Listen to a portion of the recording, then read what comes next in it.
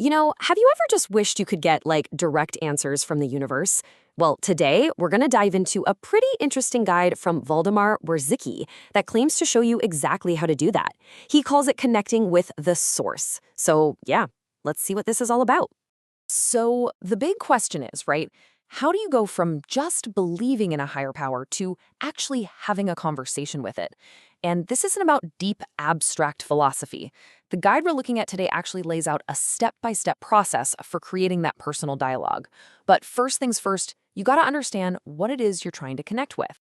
Okay, so before we jump into any of the how-to stuff, we really need to get on the same page. What is the source, anyway? Let's break down how this guide defines it. So, the core idea here is that the source isn't some distant, far-off being. It's described as this universal energy that's both, out there in the world, and also, and this is super important, in here, inside every single one of us. And that's the key. Because it's both external and internal, it means there are a few different ways you can try to connect. Okay, and this is where it gets really, really interesting. The guide suggests you can actually see a physical form of this energy. Seriously. It says to go outside, look up at the bright sky, but, and this is a big warning, not directly at the sun.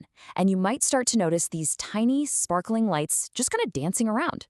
This is supposedly your very first visual connection. All right, so once you can actually see those little lights, what do you do with them? Well, that brings us to the very first practical method in this guide. It's called the lights technique. And this is framed as your first real, tangible point of contact. Okay, so this is a 6-step visualization process. Let's walk through it. First, you just locate those lights we were just talking about. Then you concentrate them. Imagine gathering them all up into a ball of energy right above your head. The guide says you might even feel a little warmth or tingling at this point.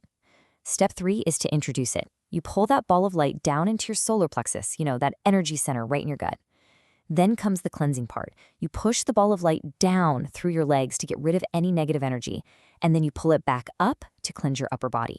And finally, you bring that now purified ball of light right back and center it in your solar plexus.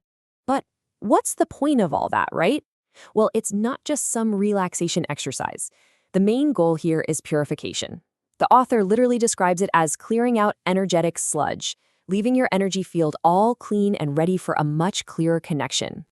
All right, so let's say you've done that. You've purified your energy field. Now what? Well, according to the guide, you're now ready to move on from just feeling the connection to actually communicating through it. And that brings us to this next technique, which is called pulling the string. Now, this method builds directly on the last one, so it's a natural next step. You take that clean energy you centered in your solar plexus and you move it up into your mind. From there, you imagine sending out a string of light from the top of your head, connecting you directly up to the source. And this string, it's like your own personal hotline. The guide says you can metaphorically pull on it whenever you want to ask a question. Here's a really important detail, though. You shouldn't be expecting to hear like an actual voice in your head. The guide is super clear about this. Instead, the answers are said to come through as these direct downloads of wisdom, or maybe a strong gut feeling, or just a sudden, deep sense of knowing something is true. It's a conversation that happens on the level of intuition. So far, we've been talking about connecting with something that feels like it's out there, right? But now, the guide takes a really big turn, and it pivots to an even more powerful idea. What if the most direct, the most powerful connection isn't outside of you at all? What if it's already inside you? And this really lays out the two different paths perfectly. Looking for a connection outside yourself, sure, that's one way to go, but the guide says it can run into energetic blocks. The other option? Turning inward, reaching for a connection that's already there, waiting for you. A direct, unblocked path that you don't need to find so much as you just need to realize it exists. So where exactly is this internal connection point? Well, the guide calls it the soul's heart chakra. And it's really careful to point out this isn't your physical heart pumping blood. It's an energetic center. You can think of it as your own personal point of creation, the spot inside you where your absolute truest connection to the source lives. And what does that connection actually feel like? The author uses these really vivid sensory words to describe it. It's like unconditional love, warmth, a feeling of being home, like a warm, energetic blanket. Just this experience of total comfort and knowing you belong.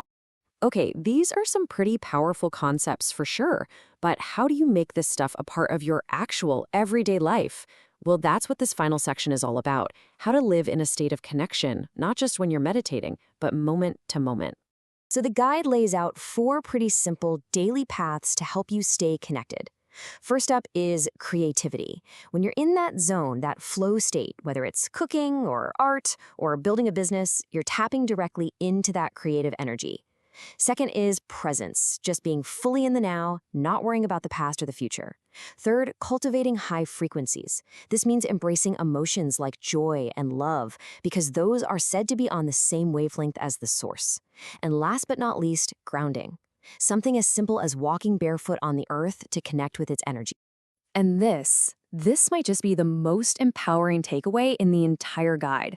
It really hammers home this point that your relationship is direct. You don't need an intermediary. No gurus, no special buildings, no ancient books. The connection is yours and yours alone. It's just you and the creator. And this final quote just brings it all home, doesn't it? Your intuition is the key to understanding the world around you. After all the techniques and visualizations, it all boils down to this one simple, powerful idea. So I guess the question the guide leaves us with is this. What could change for you if you started trusting your own intuition as your most direct line to a deeper truth?